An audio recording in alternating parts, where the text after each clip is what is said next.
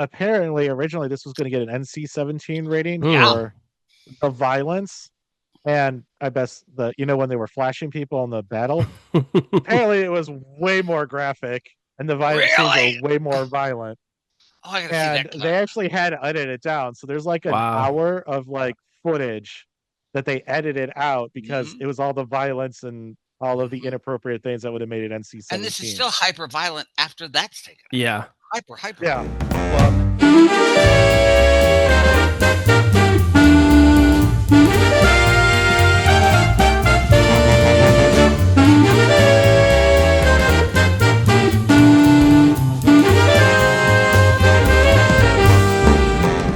You say you want to stay out of the troubles?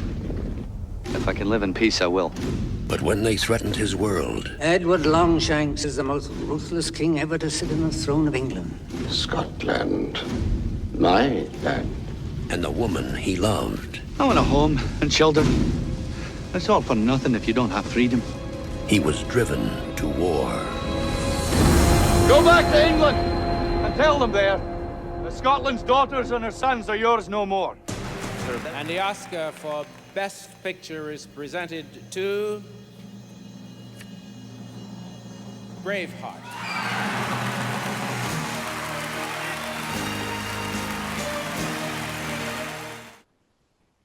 Welcome back, ladies and gentlemen, to the Chicago Cinephiles podcast. I'm your co-host, Daniel. Joining me, as always, is Stephen and James. How we doing today, fellas? We are super good.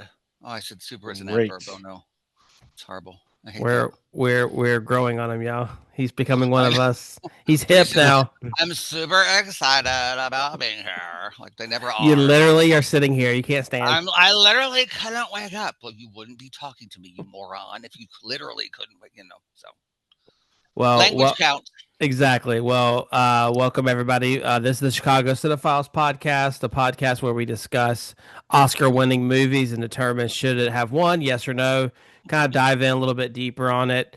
Go over some topics. At the end, we give our opinions on it. Hopefully, you'll do the same in the comments below. We've been on a string of musicals and 1930s films, so it was nice to get a little break here, and we got 1995's Braveheart. So that's our now it's Braveheart the musical. Back to here we go. Yeah, that's just kidding. Jokes on you guys. And so that's our movie for today. So how it works here is that we kind of go over just some more of the facts about the movie at the very beginning, and then we have a little summary, and then we go over some questions at the end, and then like I said, at the end we talk about do we think it should have won, and then we obviously pick the next movie. We have a wheel that randomizes it. So with that being said, let's go ahead and get started, guys. So Braveheart is our topic for today, released by 20th Century Fox.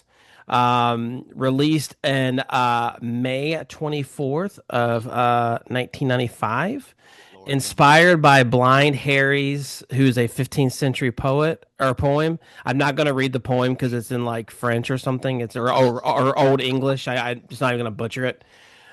So just if you want to look it up, feel free to. Oh, Wallace. Yeah. So some of the stars in it are Mel Gibson, obviously plays William Wallace. I think it's Patrick McGoohan plays King Longshanks. Angus McFadden plays Robert the Bruce. Brendan Gleeson plays Hamish. And then, Stephen, who is your favorite character? What's her name? The one that you were talking about was so beautiful. Oh, that's Sophie Marceau. Sophie Marceau plays the princess. So just beautiful. When a homosexual texts us and said she's fabulous and beautiful. I'm McKinsey 6 and I'm ready to go. You know what I'm saying? That's all I gotta say. I'm ready to go. Just gorgeous. Need we say any more? So it had a budget of anywhere between 50 to 70 million. There's not like a defined number online. And it did gross about 210 million. So pretty successful. However, later on we'll show you it was not I think it barely cracked top 10 most grossing film of that year. Wow. There were some pretty big movies that I think were popular by the fans, but not by the Academy Awards. It was nominated for 10 Academy Awards. It won 5, including Best Picture, Best Director, Mel Gibson, Best Cinematography, Best Sound Effects Editing, and then best makeup. I think we can give the shout out for the last one, the best makeup, the scenes, because there's a lot of blue in their face and a lot of blood. It was really good. Like they did a great job on that. So those are just kind of the facts of the film, and now we're gonna kick it over to Steven, and he'll tell us a little bit of summary about it, and then we'll work our way through the podcast. Steven, take it away. Very basic. So, set in 13th century Scotland, Braveheart tells the story of William Wallace, the medieval Scottish patriot who, when the love of his life is senselessly slaughtered by an English soldier, rallies the Scottish people to fight for their independence and revolt against the tyrannical reign of King Edward I, known as Longshanks. Wallace inspires more and more Scotsmen to join Scotland's fight for freedom, and through his keen military strategy, they win battle after battle, with Wallace soon becoming a symbol of resistance itself. Though he is eventually betrayed and captured by the British, Wallace refuses to be broken by their torture and dies shouting freedom for all to hear. Great moment. Spoilers. It happened in the 13th century. Too bad if you didn't know that already. It's like I saw one time someone was like playing like a simulation of Titanic. And it was sinking, and someone in the chat said spoilers. And the guy was like, "Buddy, the Titanic sank 100 years ago. What do you mean spoilers?" Like, I saw everyone saw Titanic. I didn't like it, but a friend of mine wanted to have the movie for like a DVD. So she wanted the box, the box, what is it, the letterbox thing. So I go to Target, I'm buying it, and this woman goes, she's checking me. She goes, "Oh, you the letterbox, right?" I said, "Yeah." "What does that mean?" So I told her, and she goes, "Oh, I love that movie. I saw that movie 5 times, but I cried 6 times." "How did you do that?" She said, "Cause I knew the movie, so we're going there the 5th time. I cried on the way there. That music. Oh my God. It's so sad." I just was like, "Oh." Well, it did win, so we will be touching base on that at some point. And I'll try to find that Target lady and tell her that we're on it. We'll bring her on board. We'll bring her on. So for those of you that are new here, what we do is now we kind of go over what was happening during the year before, just in pop culture or in the world, or mainly America, because that's where obviously the Academy Awards are. So in March of 1995, the pop star Selena was murdered by her fan club president. Wow. In April of that year, the Oklahoma bombing occurred, killing 168 people. In October, O.J. Simpson was acquitted. Wow. And then also in October, the Million Man March in D.C. happened. I didn't realize they were in the same month, so that's kind of interesting. That is very, very telling. If the glove does not fit, you must acquit. Right. So those just not much. There wasn't a ton of things going on, but I feel like those are pretty big. Those are pretty big things that went on. So now we turn our attention to the first question we always ask is kind of what was our initial thoughts of the movie. Me and James had seen it a long time ago. Steven had not. So kind of as tradition, Steven, we'll let you start. Tell us what your initial thoughts, or even if you knew, anything going into it, tell us a little bit about that.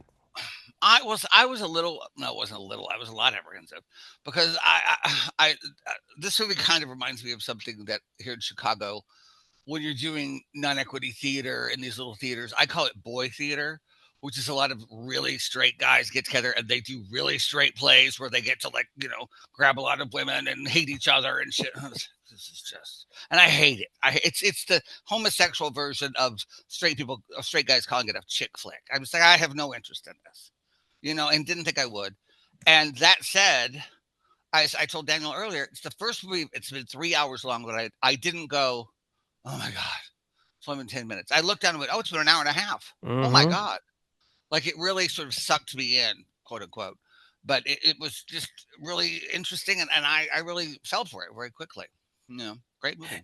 Yeah, that's been the greatest thing. I don't mean to say it's a good bit, but to me, that's been the greatest thing about this podcast is someone going into it new. Who, like you said, like for me, mine was, like The Great Ziegfeld or whatever. There's been a couple I've never seen before. And then this one, this was your week, Stephen, for you to be like, I've never seen it. I don't, I've kind of got some, and it's like one of the things that we would never see these movies if it wasn't for this. And so absolutely not. To me, I have to appreciate that. James, did you have any, thoughts going into it? So the last time I saw it was pre Mel Gibson going crazy. So like when I watch this movie, like I'm thinking like I had such fond memories of this movie, and then I just see Mel Gibson, and I just cannot help but think of all of like that mugshot, all of that crazy stuff he's done. I just can't help it, and I just keep picturing I it during know. the whole movie. It was kind of distracting a little for me.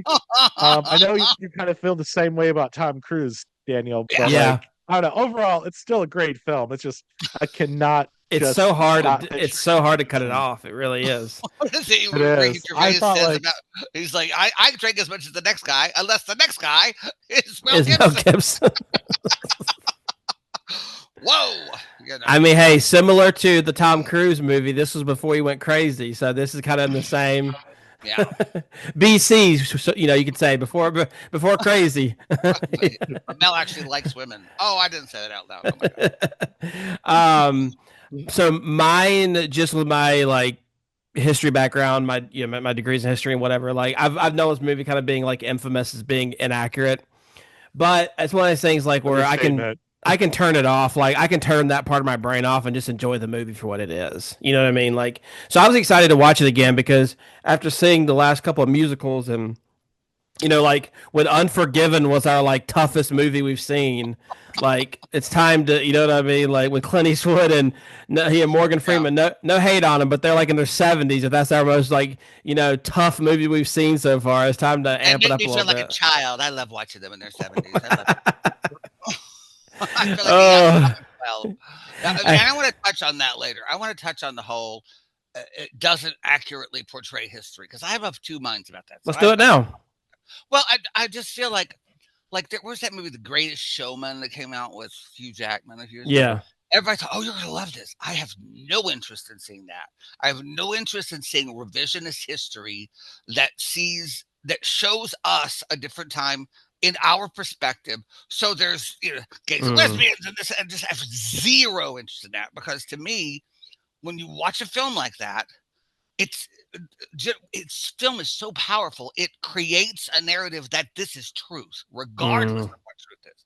But the other side of that coin is, what is truth? It's set by the people who won. Yeah. It's, the people who are telling the story because they won get to set the narrative. So truth is, I can't believe I'm saying this like Kellyanne Conway. Truth is a little bit subjective. But when you take too many things and throw them around, but then again, this is the 13th century. We don't have people going, okay, he's in his left hand, he took the cup. This daughter. Yeah, it's one poem about this guy. That's it. So I'm of two minds, but I dislike when they're knowingly taking facts and just messing them up, not for dramatic purposes, but just to say, oh, this will be really fun. It didn't happen because the people who are stupid, who will never read a book, we're going to take that as fact. And then that's going to grow, into fact, period. Both saying that, like, I can sort of suspend that. I get what you're saying, Stephen. Yeah. But, like, the biggest travesty for me in this film, like, historically inaccuracy, where's the bridge, the Sterling Bridge fight? Like, yes! That would have been such a more epic scene. I know they ran out of money. It's just a flesh wound. Time to build it.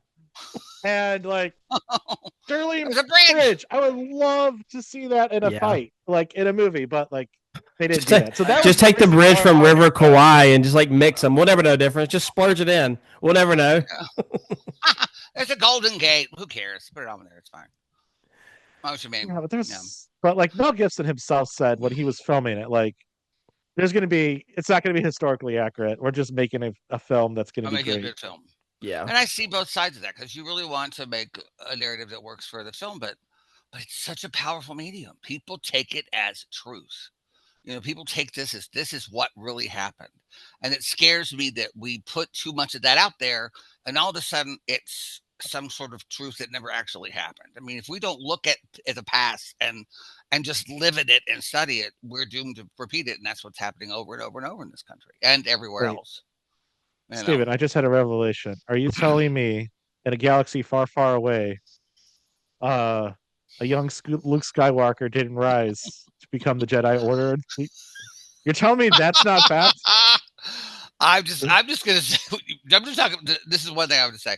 My mother, God rest her, is the only human being who went to see Empire Strikes Back and fell asleep in the theater. In the theater. My brother and I Wow. said, like, out, Luke. I'm it's beside me. I'm like, Mom, that's the best movie ever. Yeah. So, that's my DNA. So, but in some galaxy far, far away, yes, there's a no broad Carrie Fisher running around a spaceship. Yeah, that's a good point, Stephen. I hadn't really thought about that before. What you're saying, but people just taking it for facts. You read this all the time. But to me, that's survival of the fittest. That's just you're being an idiot. In that. But again, you want people to you want people to know truth. Truth is important, especially these days. Truth is important. And you also can play devil's advocate and be like, I'm going to give you a taste of it, so you'll be curious enough to learn more about him. So it's like, because back to Titanic. For those of you guys don't know, I'm obsessed with Titanic. Not the movie. I'm with Steven. The movie's terrible, but it's terrible because as someone who's obsessed with the actual Titanic, who's read tons of books on Titanic, I'll explain when we get to that. But that movie got me interested in the Titanic, and so it made me like is Rose a real person? And then now here I am 15 20 years later, I'm in tons of Facebook groups about Titanic. I've read 10 15 books on Titanic. So I see your point, Stephen. It's a good point that you bring, because you don't want to become a situation where it gets lost in translation, so to speak, where 100 years from now there's no one here to say, hey, that's not real. You know what I mean? Was Rose? Was she a real person? No, she wasn't a real person. Come on, she's an invention. But the point that I want to make, the cultural impact of this movie is Braveheart did increase tourism to Scotland. People were learning about their history. Yeah. So in a way, even though it's completely historically inaccurate, and they were completely up front, it did boost Scottish history. Like, we probably know more about Scottish history because of this movie than we probably would have normally had. I don't know if you have ever played the greatest RTS game ever, Age of Empires. They have this whole campaign about William Wallace, and you kind of go through it. Great game. I mean, I was thinking about this the other day, looking at all these movies that were won Best Picture, thinking about Philadelphia. When I saw Philadelphia, I was like, all of a sudden Quentin Crisp shows up at this gay couple's party in New York. I'm like, yeah, because all homosexuals know Quentin Crisp. It just was like, what? Why is Quentin Crisp at this party? Just things like that just made me go, gosh. But then again, that movie wasn't for gay people. That was for straight people who were afraid of AIDS. That's what the intention of that movie was about. Yeah. So I understand that, but there's sometimes you just want to go, and we'll get to the homosexuals in this movie because even like another prime example, and maybe we're getting off topic, but it's okay. Like another prime example is the Mel Gibson movie is The Passion of the Christ. As someone who identifies as a Christian, it's fairly accurate. But it's still if that makes someone open their Bible to see if it's more accurate, I'll take it. And it's kind of like how you said, Stephen, if someone who would never even think about being friends with a homosexual watches Philadelphia, and is like, oh, they're not wrong. They don't have three eyes. You know what I mean? They're just a normal human being like me and you. Then it's it's all worth it, in my opinion. You can't hate someone when you get to know them a little bit better. When you know that they have a family and they have friends and they have hopes and dreams and crushed experiences. You realize how similar you are. Yeah, you're a human being. That's true. I think that's kind of what Braveheart is too. They tie in because all these random tribes kind of get together at some point. They realize. My favorite moment is when they're all starting to fight. When he becomes knighted, he's just walking out. No, you're fighting yourself. Who are we going to fight out here when you're fighting yourself? Or when they run together and then shake hands on the battlefield. Oh no, I love it. No. Perfect. Well, then I think we can safely say, guys, this is our most violent movie to date. Despite what West Side Story wants you to believe. Yeah. This is a little more violent. I kind of forgotten how gory. Which Stephen, you brought up a good point, and I won't steal your thunder about the dirtiness and the gore of it. Loved it. You said something really, really good earlier in the week. Share that with the audience if you don't mind. I can. Watching this. You're watching it's the 13th century, and they're dirty, and their clothes are dirty, and their hair is not. You don't see somebody with a faux hawk walking around in 1370. It's just they're actually dirty. I don't think I've ever seen a production of Brigadoon, which is set centuries later, where everybody's in kilts and there's some dirty costumes on that stage, because that's what they would have. I don't want to see a Color Purple, a production of Color Purple, the musical, where these sharecroppers are in beautiful dresses that have never seen the stain. These are Yeah. sharecroppers, for God's sake. I mean, what is that about? So this really just dug in. They're Yeah. on set, and this is what happens, and we're in the mud, and we're going to keep this, and it really was believable that way. I felt so. Well, so apparently originally this was going to get an NC-17 rating Yeah. for the violence, and I guess when they were flashing people in the battle, apparently it was way more graphic, and the violent scenes were Really? way more violent. Oh, I got to see And that clip. they actually had to edit it down. So there's like an Wow. hour of like footage that they edited out because Mhm. it was all the violence and all of the inappropriate things that would have made it NC-17. And this is still hyper violent after that's taken out. Yeah. Hyper Yeah. violent. Well, and that's a good segue. I forgot to go over this earlier, guys. What type of trivia do we have for this? Anything? I want to Just say the first thing. a few I things. said Yeah. this to Daniel. When after his secret wife has been slaughtered, and he's going into he's on horseback. He's going into the town. They're all looking at him, and he puts his arms up. I told Daniel, and then he pulls the sword from behind him, and I was like, "That's not fair," because I'm a bald guy, and I could never hide my sword behind me, But then it's a wig. Mel Gibson wore a wig in this movie. That's a wig. And maybe it looks like an So obvious see, wig. you could do it. There's hope for me yet. That's what I'm so happy about. There's absolute hope for me yet. That's And funny. the other thing that Fair I wig. said to you about this is great is this is pre-CGI, man. Those are extras. Those are real bodies. These are makeup artists doing great craft. This is a film made by Yup. filmmakers. There were 1,400 extras in some scenes. It took close to 4 hours to get everyone through costume and makeup. Like craziness. That's This crazy. is really, you're seeing those bodies there, and they're really doing their job. The only thing that wasn't real with this filmic is there were fake horses. There were several major battle scenes that had to be shot. This is what these fake horses that they built so that they wouldn't have to injure a real horse. And apparently Mel Gibson says he defies anyone to find where the fake horses are in the movie. Isn't that right? So Mel Gibson apparently had to like send footage to like the anti-cruelty thing Yeah. because they all assumed like Wow. they messed up the horses. So that's testament. But apparently Yes. the horses that got speared are obviously the horses that are the mechanical ones Yeah. in the scene. And so like Great.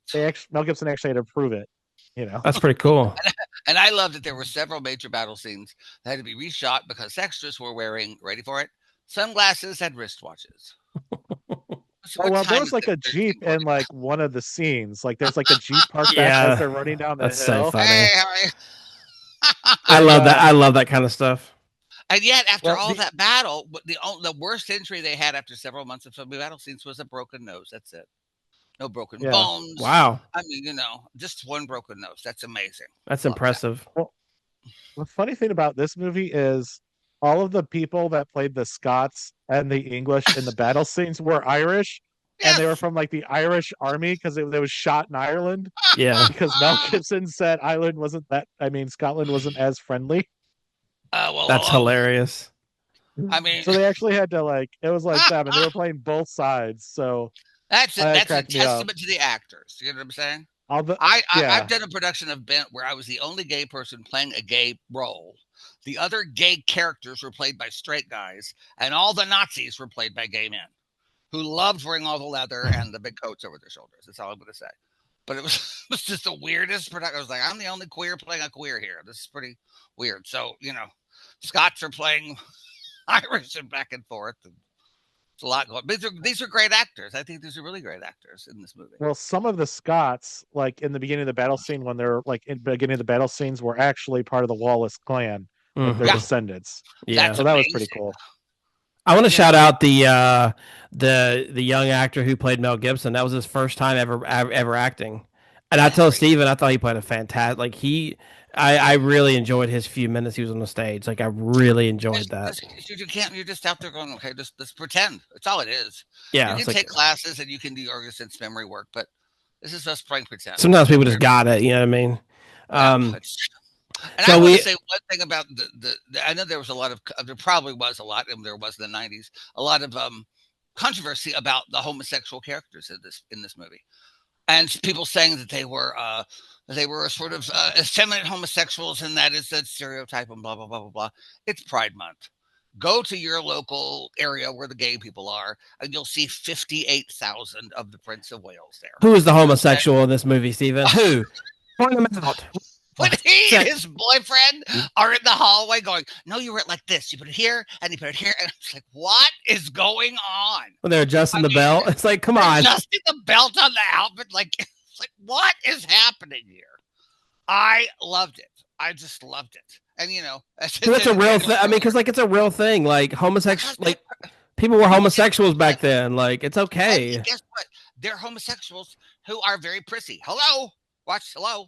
So, these, they're horrible stereotypes. Well, they exist for a reason, mm-hmm. And I thought I was wonderful to be included like that, to have that there. And they all were aware that he was not going to sleep with that woman, As I told Daniel, I'm watching the wedding scene going, who is that guy staring at? Oh, I get it. Oh, okay. Yeah. Like, he's a little invested, that guy. I was like, oh, I know who this one is. So I think those kind of discussions, maybe Glad will disown me for it. They're all kinds of different homosexuals. There's very butch men with little dogs walking around in little gay areas, and very gay little Twinkie boys. So I don't know. I have a problem with it. James, you said it's like you wanted to say something. I mean, like, the princess is basically the beard. Like, thank you for knowing that word. And she knows. That's why she's just Mel Gibson. She's like, okay, finally, to shave my beard. Here we go. Let's go. Let's have some fun here. Wow. I mean, you're just too gay when you don't want to sleep with Sophie Marceau. That's too gay. I'm sorry. Dial it down. You know what I'm saying? It's too gay. I think we know this answer for Steven, but who was y'all's favorite character in the movie? Rather, it could be big or small. Who was your favorite character in the movie? That's a good question. I liked Robert the Bruce. Is that his name, Robert the Bruce? I liked the actor who played. I thought he had a really wonderful track in the movie. I didn't so much care for the guy who played the king, because I felt like he played that evilness. It is just sort of like, the non-blinking, going in the room. Yeah. And making everyone, it was just a very black and white. There wasn't. Yeah. I agree. Like Whiplash, Robert the Bruce, you kind of see both sides. You understood why he was thinking the way he was. Yeah. And you really saw that change in him, which I appreciated that track for that character. What about y'all? I'll say for me, mine was Hamish. I thought he was funny. I love their bromance, and honestly, him and I don't remember what his dad's name is. I just call him Hamish's dad. Like some of the like toughest people in like movies, Oh, yeah. like such like tough guys, like crazy. Hot poker on his Yeah. phone. I don't wake up in the morning, lads. I mean, it's just like, and maybe that's probably controversial because they were being stereotypical Irishmen, but it was so freaking funny though. Like my grandfather, but it's my grandfather. I just love. I don't know, and then like just the whole scene with him and Mel Gibson throwing the rock at each other, like that's such a like. I We did don't that know. when we met, Daniel, didn't we? We hit rocks at each other. down SMS. Oh, no. Except it was Chick-fil-A sandwiches. It was. You missed that, James. It would have been a good time. We had pulled pork sandwiches we throw at each other. It was great. James, what about you? What do you think? I like Robert the Bruce's story arc probably the best. Yeah. I think he's probably the most fleshed out, developed character of it. I'd agree. And I think that's a good call out to whether it's Mel Gibson or whether it was the original poem that brought him out, because you didn't hate him like you were kind of supposed. Like there were moments where you hated him, the moments where you kind of understood. I feel like he was a very good gray character, and then at the end, his arc changing completely was just like, yeah, you know what I mean? Like it just felt really. I agree. Yeah, I think the moral here is don't listen to a leper. Never listen to a leper, even if it's your father. Don't listen to the lepers, please. They don't know what they're talking about. I mean, look at Ben-Hur. I mean, like they were in the caves, you know. So no, that's cool though. But yeah, that kind of goes to the next part. Like Robert Bruce was a very interesting character, you know, like Robert the Bruce. Like one thing I wanted to ask you is, why do you guys think that William Wallace was so much more disappointed in his betrayal than anybody else. Because I felt like there was a lot of backstabbing going on. But like, why do you guys think that he was so much more hurt by William the Brave? I think because he knew. I'm sorry, Robert the Brave, not William the Brave. Sorry, I think that he knew Bruce. that Yeah, thank you. he was a nobleman. He already had this position, and this is you have the chance to lead and lead well and make this happen. A lot simpler with a lot more people following you, and you're not doing it. You know, you're not given position because these people. You're there trying to lead these people. You're not. You know, he could see his disappointment in that character, but that's what sort of pushed the story forward. I thought. So I bet you, James. Wallace is fighting on the battlefield where you will probably become king, and then you're on the English side. Like, come on, backstabby. Yeah. Mm-hmm. And I loved how the revenge in this movie was played out. I mean, we're told so much in our society, and maybe it's true, and I don't care if it's true. I think that revenge is bad, and you're holding these grudges, and this guy was like, okay, you slaughtered my wife, and here we go. I mean, you know what I mean? Oh, and you weren't there for me when you said you're going to be. You broke your word. Here, I'm going to run my horse in your bedroom and hit you with a mace.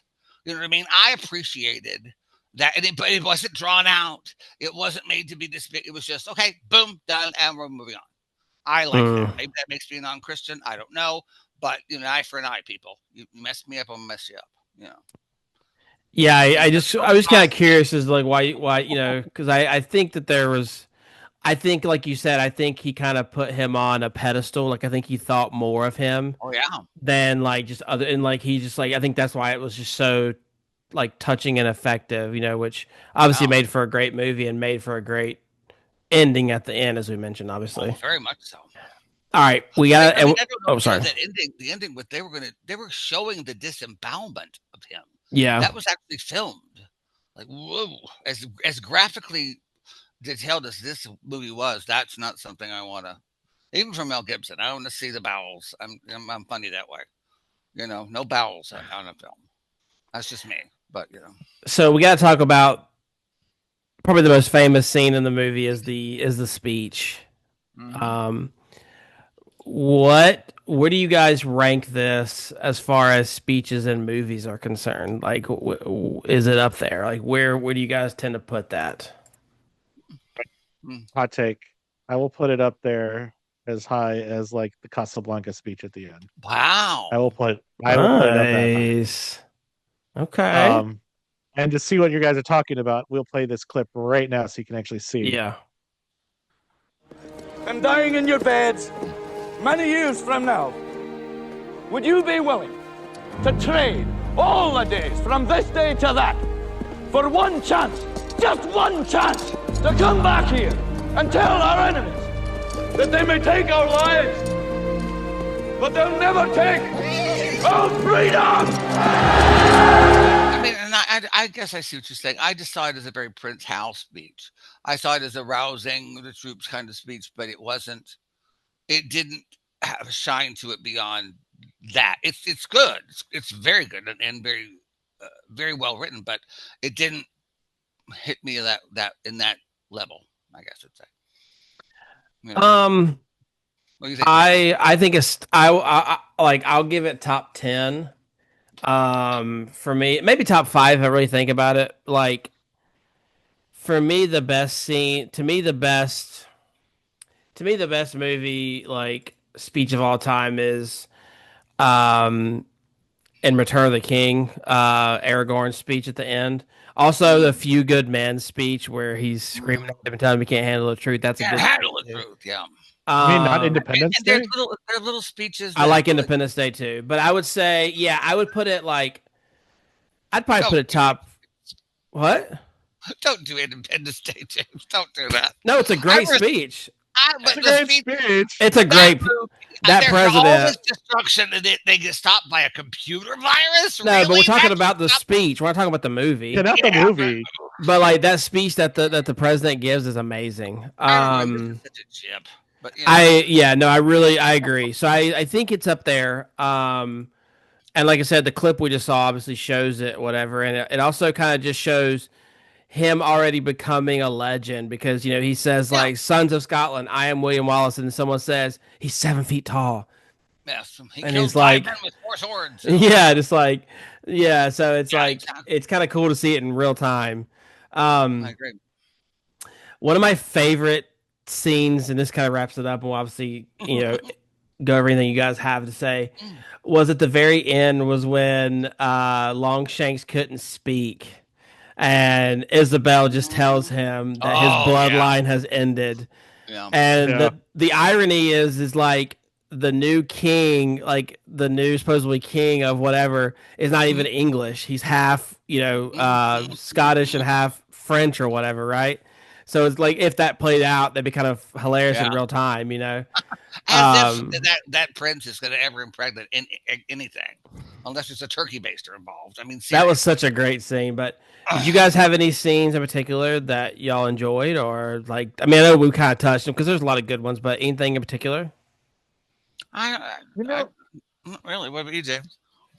that scene where they're like where he first like they go after his wife and he just goes in and just messes everyone up. I feel like that sets a great tone for that movie. Mm-hmm. Like, Because it's like he says, he fights smart, not hard. He goes yeah, in knowing what's going to happen and Yeah. 5 moves before. So which was foreshadowed by his uncle. here's and Yeah. first of all, when your uncle walks in and his name is Argyle. That's the most Scottish character that could ever be on the planet. Your name's Argyle, really? What are you, a sock? I mean, seriously, That's funny.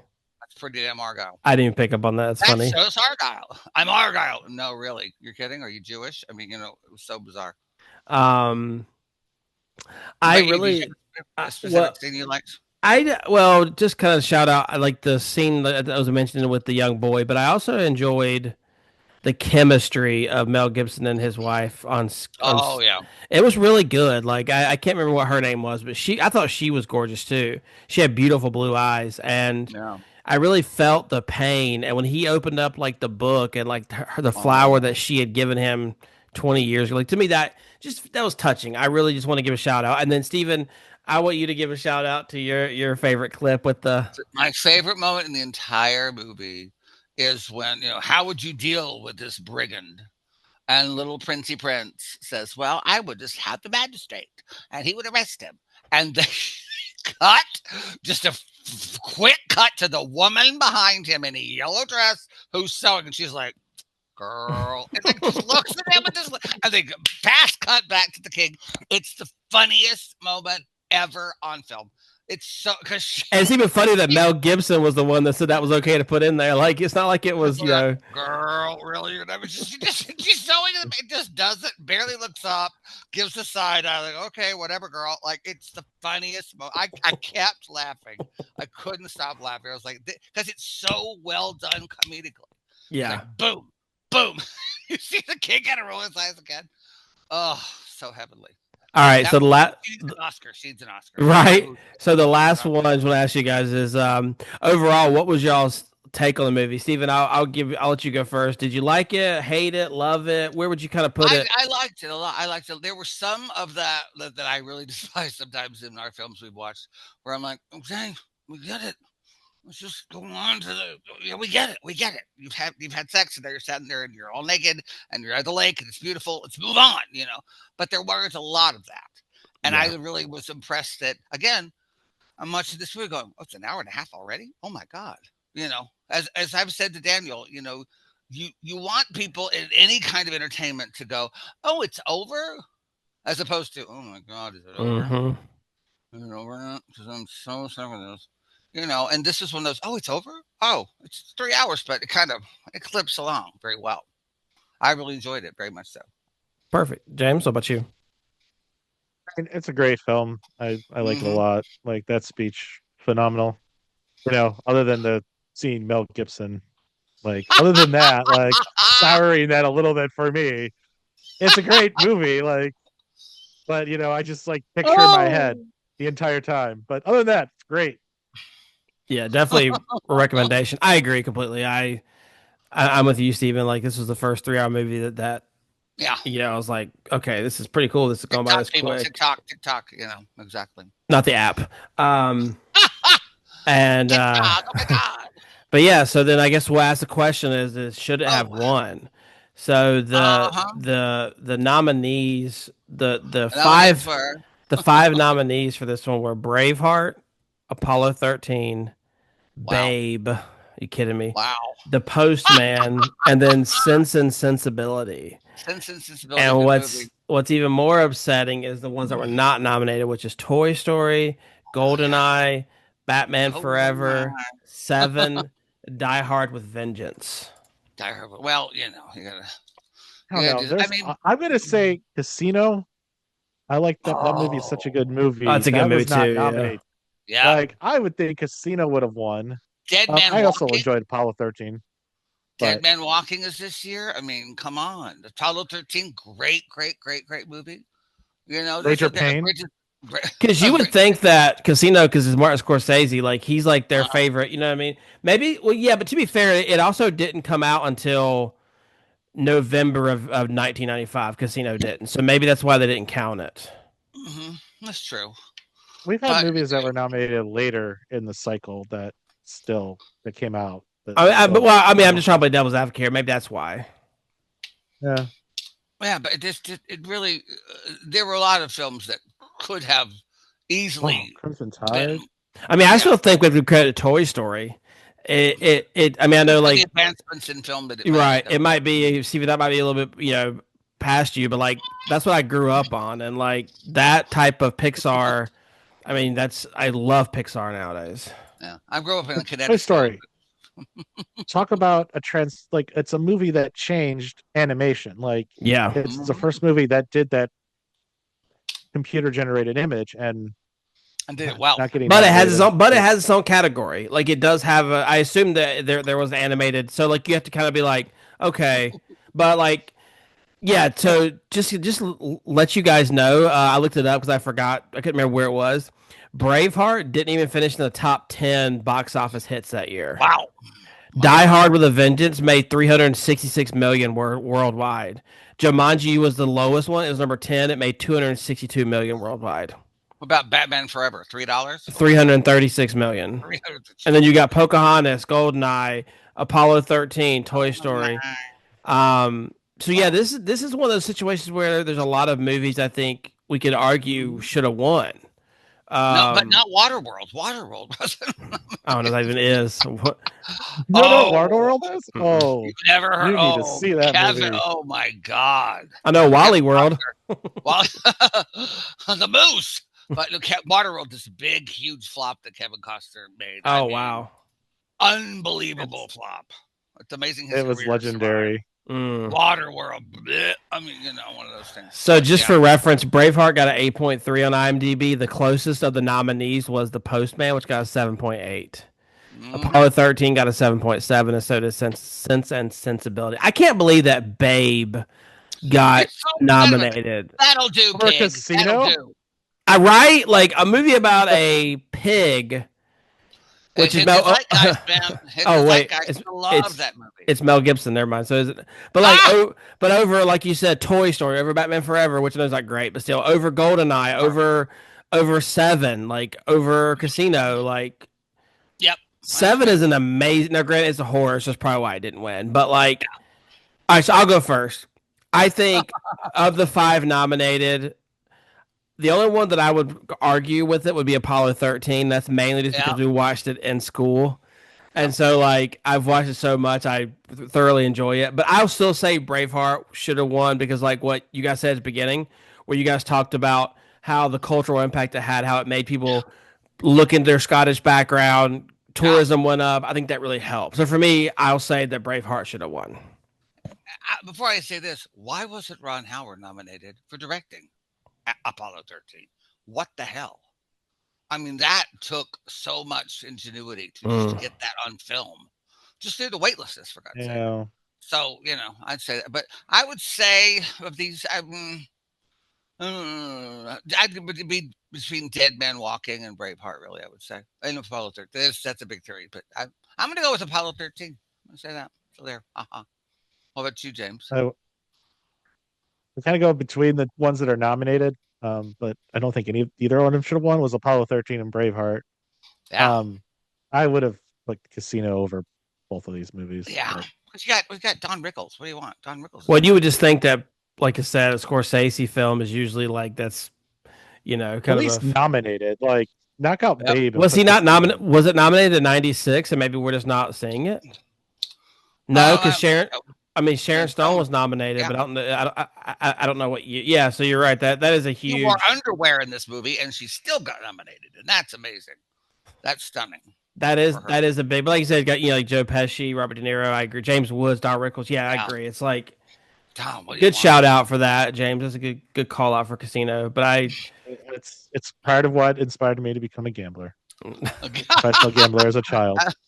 That's why I have no money, and I'm living alone in a lie. So growing up, we used to watch like in school. Like I said, we watched Apollo 13.